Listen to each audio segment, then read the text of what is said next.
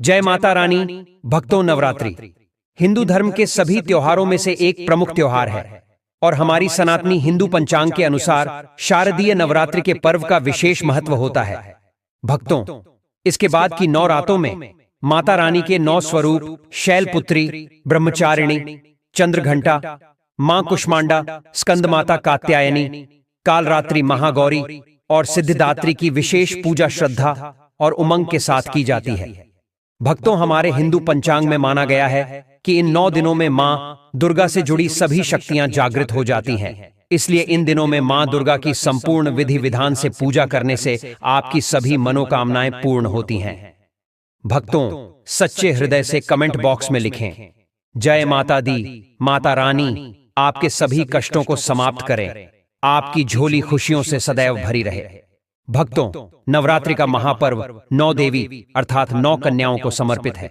कन्या पूजन करने से हमारी समस्त पीड़ा दूर होती है, दुख दर्द दूर होते हैं, हर कष्ट दूर होते हैं, ग्रह क्लेश हमारे जीवन से हमेशा के लिए दूर हो जाते हैं।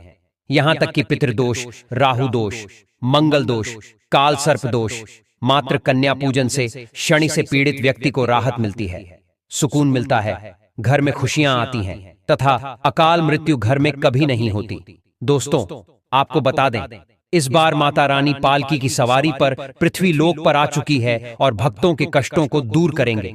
जब जब माता रानी पालकी पर सवार होकर आती है, तब तब धरती पर फूल खिलते हैं और वर्षा होती है तथा हरियाली की उत्पत्ति होती है और जीवन सुगम हो जाता है। किसान के घर में साक्षात मां जगदम्बा जगत मां का आगमन होता है। भक्तों, इस बार के नवरात्रि बहुत ही शुभ और मंगलकारी माना जा रहा है। इस बार शारदीय नवरात्रि 3 अक्टूबर गुरुवार को शुरू होकर और इसका समापन 11 अक्टूबर बुधवार को होगा। ऐसे में 12 अक्टूबर दिन गुरुवार को ही दुर्गा विसर्जन होगा। जो लोग माता रानी की स्थापना करते हैं, मूर्ति स्थापना करते हैं, वह लोग 12 अक्टूबर गुरुवार को विसर्जन करेंगे। दोस्तों, नवरात्र की अष्टमी और नवमी तिथि पर कन्या पूजन का विधान है। इस बार महाअष्टमी तिथि 10 अक्टूबर 2024 यानी कि इस दिन मंगलवार है और नवमी तिथि 11 अक्टूबर 2024 दिन बुधवार को है।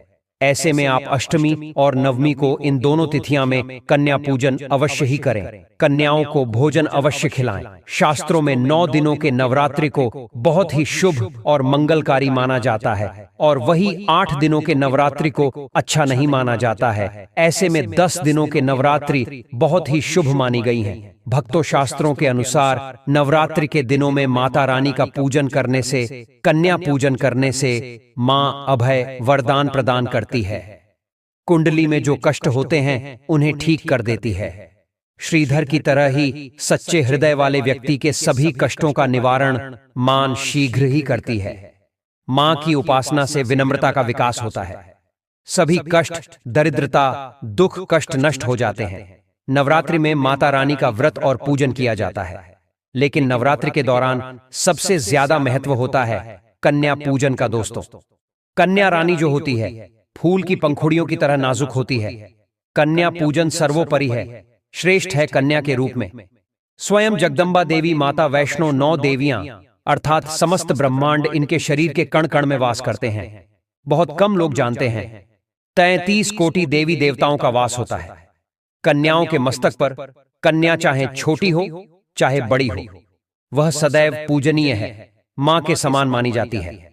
भक्तों, माना जाता है व्रत और उपासना से माता रानी इतना प्रसन्न नहीं होती हैं जितना कि कन्या पूजन से होती है।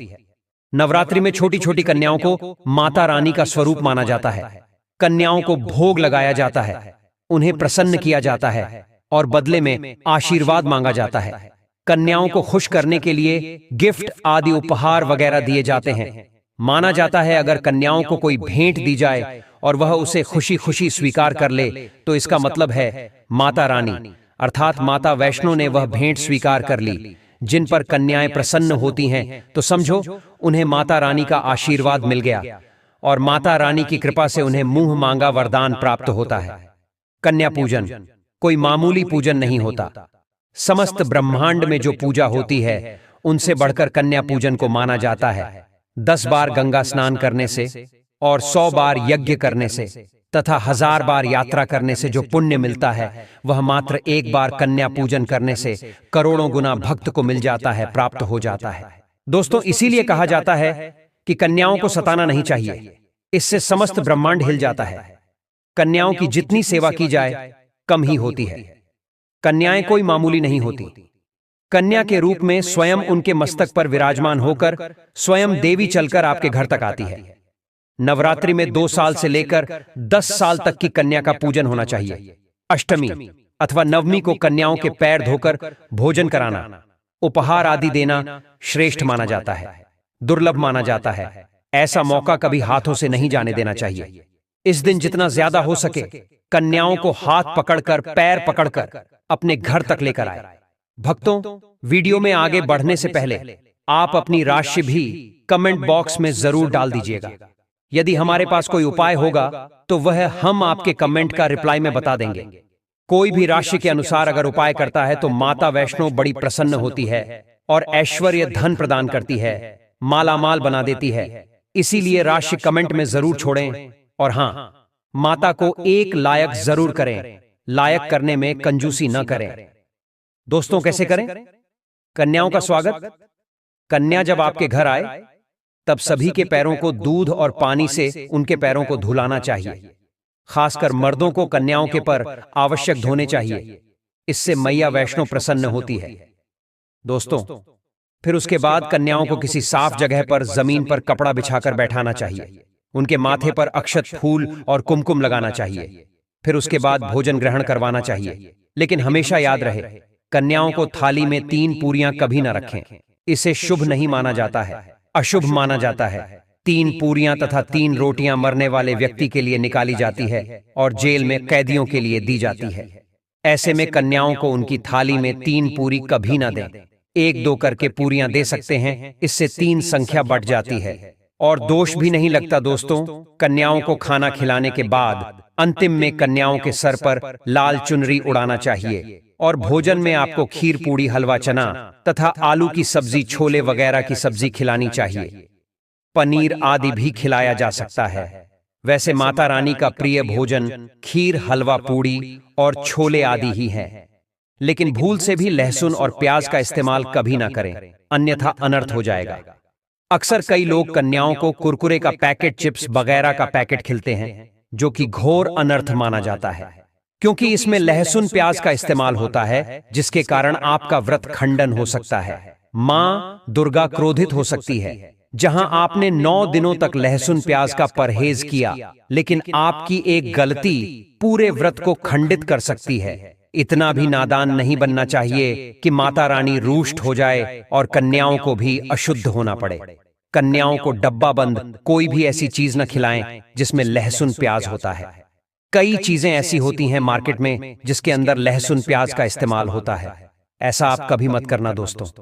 कई लोग कन्या पूजन में खाना घर पर नहीं बनाते और मार्केट से रेडीमेड लाकर ही खिलाते हैं तथा दही जलेबी खिलाते हैं, जो कि शुभ नहीं माना जाता है। दोस्तों, ऐसा खाना खिलाते हैं जिनके घर में मान लीजिए कोई दुर्घटना आदि हो गई है या घर में कोई बीमार है या कोई मुसीबत है, तब वह ऐसा करते हैं। लेकिन अगर आप स्वस्थ हैं, आपको कोई पीड़ा नहीं है, तो ऐसा भूल कर भी नहीं करना चाहिए। माता रानी दही जलेबी नहीं, आपके हाथों का बना भोजन खाना चाहती है, आपका प्यार चाहती है। फिर चाहे आप घर में एक ही पूरी क्यों ना बनाएं, माता के लिए आप स्वयं ही अपने हाथों से माता रानी को भोजन खिलाएं। देखिए, भले ही आप दही जलेबी खिला सकते हैं, परंतु माता को घर का बना हुआ शुद्ध भोजन ही अति प्रिय है। खासकर शारदीय नवरात्रों के दौरान घर में पक्का खाना अवश्य बनाना चाहिए। माता रानी बहुत प्रसन्न होती है। घर का बना पक्का खाना ही कन्याओं को खिलाना चाहिए। हमेशा याद रखें, कन्याओं को प्लास्टिक के बने धोने में खाना नहीं खिलाना चाहिए। ऐसे बर्तन पूजा पाठ के लिए शुभ नहीं, अशुभ होते हैं, क्योंकि प्लास्टिक के ज्यादातर बर्तन जो होते हैं जानवरों की हड्डियों द्वारा बनाए जाते हैं। इसीलिए ऐसा पाप मत करना। कन्याओं को हमेशा स्टील के बर्तन या पत्तों से बने बर्तनों में ही भोजन कराना चाहिए। बहुत ही शुभ माना गया है। अगर पेड़ के पत्ते में भोजन कराते हैं तो माता अभय वरदान प्रदान करती है।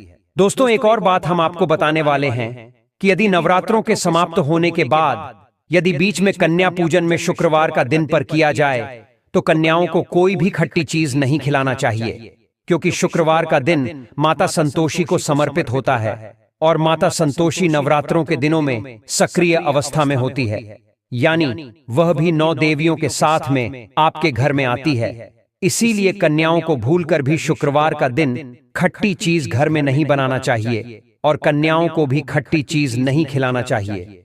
घोर पाप लगेगा आपका, किया कराया सब बर्बाद हो सकता है। खट्टी चीजों से माता संतोषी रुष्ट हो सकती है, चिढ़ सकती है, आपको श्राप दे सकती है। इसीलिए नादान न बने दोस्तों। भोजन कराने के बाद कन्याओं की थाली में 1 लौंग जरूर रखना चाहिए, क्योंकि लौंग देवी शक्ति तथा दुर्गा मां को बहुत प्रिय है। लौंग माता शक्ति का प्रतीक होती है। लौंग में नव दुर्गा का वास होता है। इन 9 दिनों में माता रानी को लौंग का भोग लगाया जाता है, तो खाना खाने के बाद कन्याओं को लौंग अवश्य अर्पित करें।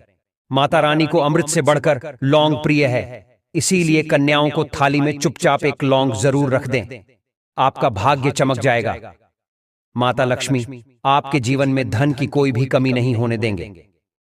भक्तों, आपको बता दें, कन्याओं को उपहार में क्या दें। कन्याओं को खुश करने के लिए उनकी थाली में दक्षिणा डालें, ताकि आपके घर में संपन्नता बनी रहे तथा धन की कोई भी कमी ना हो। कन्या जब आपके घर से खुशी खुशी धन लेकर जाती है, तो वह भी आपको खुशी खुशी कई गुना आपको धन प्रदान करती है। इस समय कंजूसी मत करना, खुशी खुशी कन्याओं को धन अवश्य देना। कन्याओं को कोई सुंदर गिफ्ट दे सकते हैं।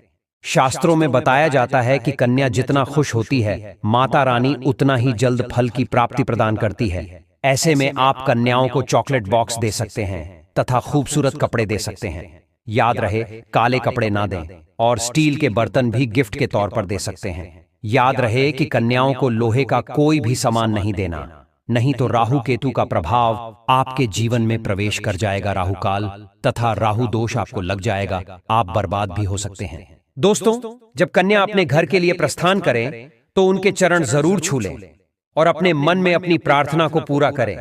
सच्चे दिल से मांगी मुराद माता रानी अवश्य ही पूरी करती है।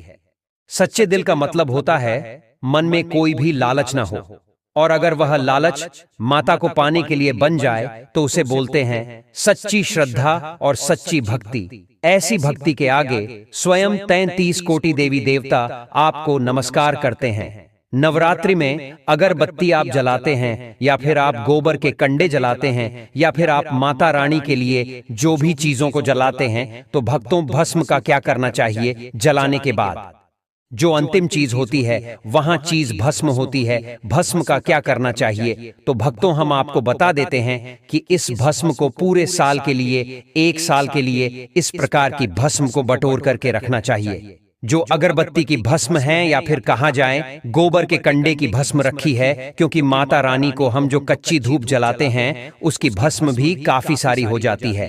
क्या इसे में नदी में बहा देना चाहिए? अगर ज्यादा है तो नदी में बहा दीजिए। बाकी कम से कम आपको 1 साल के लिए आपको यह भस्म अपने पास में जरूर रखनी चाहिए। भक्तों, हम भस्म के बेनिफिट बता रहा हूं और इसके फायदे बता रहा हूं। इससे पहले अभी तक जय माता दी नहीं लिखा है, तो जय माता दी लिख दीजिए। इससे हमें वीडियो बनाने का मोटिवेशन मिलता रहता है और माता रानी की कृपा आपके ऊपर और हमारे ऊपर सदा बनी रहती है। उसमें हमें आनंद मिलता है। तो भक्तों, जो भस्म होती है, इसका क्या करना चाहिए? अगरबत्ती की जो भस्म होती है, इसे पूरे 1 साल के लिए आपको बचाकर रखना होता है और इसे थोड़ी थोड़ी आपको खानी होती है। अगर आप चाहते हैं कि आपकी अध्यात्म उन्नति हो, आपकी प्रगति हो, तो ये थोड़ी थोड़ी मात्रा में खाना शुरू कर दीजिए। आपके जो सोचने समझने की क्षमता है, इतना ज्यादा पावरफुल हो जाएगी कि आपके आसपास में रहने वाले लोग जितना सोचते हैं, उसे 1000 गुना ज्यादा आपकी सोच बढ़ जाएगी। भक्तों, जिस भी कार्य को करने के लिए जाएंगे, उस कार्य में आपको तरक्की मिलना शुरू हो जाएगी। और भक्तों, एक खास बात, छोटे बच्चों को नजर तो बहुत ही जल्दी लग जाती है। तो जो अगरबत्ती की भस्म होती है माता रानी के लिए, 9 दिनों तक आपने भस्म जला करके रखी है, उस भस्म का थोड़ा सा तिलक आप जो हैं उनके मस्तक पर लगाइए, या फिर चाहते हैं तो जिस हिस्से में दर्द हो रहा है, जैसे कि पेट में अचानक से दर्द हो रहा है, उस हिस्से पर आप जो है इस भस्म को रगड़ दीजिए, अच्छी तरीके से भस्म लगा दीजिए। तो पेट में अगर प्रेत लगा हो, प्रेत भस्म हो जाएगा, बाहर निकल जाएगा। सिर दर्द हो रहा है, सिर में लगा दीजिए। यानी कहने का मतलब है कि यह आपके हर प्रकार के दुख, तकलीफ, बाधाओं को दूर करने का काम करता है। नित्य खाएंगे। अपने छोटे बच्चे को खिलाना शुरू कर दीजिए। पढ़ने लिखने में कमजोर है, ऐसे में जो बुद्धि स्थिर हो जाएगी। कई लोग पढ़ने लिखने को बांध देते हैं, कई लोग किसी की किस्मत को बांध देते हैं। तो भक्तों, इन सारी समस्याओं से छुटकारा पाना चाहते हैं तो इस भस्म का तिलक प्रतिदिन जरूर लगाई। अगर दोस्तों आप इनका तिलक लगाते हैं तो फिर यह अति उत्तम है। सोने पर सुहागा होगा आपके लिए, और आपके बच्चे की जो पढ़ने लिखने की जो क्षमता है काफी बढ़ जाएगी। आप जहां भी जाएं, आपको भी अध्यात्म उन्नति मिलेगी इस भस्म का। जब तक तिलक आपके सिर पर लगा रहेगा, कोई भी आपका बाल बांका नहीं कर पाएगा। और भक्तों, यदि आपके ऊपर कोई व्यक्ति तंत्र विकार करता है या करने का प्रयास भी करेगा, तब भी नहीं लगता है। हमारे चैनल प्राचीन ज्ञान का मकसद है जनहित एवं जन कल्याण करना। आइए जानते हैं कि ज्योत की बात का क्या करना चाहिए। आप में से अधिकतर भक्त या तो नदी में बहा देते हैं और अधिकतर लोग हैं यह धन स्थान पर रखते हैं। इससे फायदा नहीं मिलता दोस्तों। ज्योत की बात ही हमेशा जागृत अवस्था में रहती है। ध्यान से सुनना, जो कि बात को हमेशा आप जो है अपनी बाजू पर पहनना, बाजूबंद की तरह आपको इसे पहनना चाहिए। अगर लड़की है तो लड़की से अपनी भुजा में आपको इसे पहनना चाहिए। क्यों पहनना चाहिए? क्योंकि यह कोई साधारण नहीं है, यह साक्षात मां दुर्गा का आशीर्वाद होता है। यह साक्षात मां दुर्गा की कृपा होती है, प्रसाद होता है। 9 दिन तक अखंड जलने के कारण यह चैतन्य हो जाता है।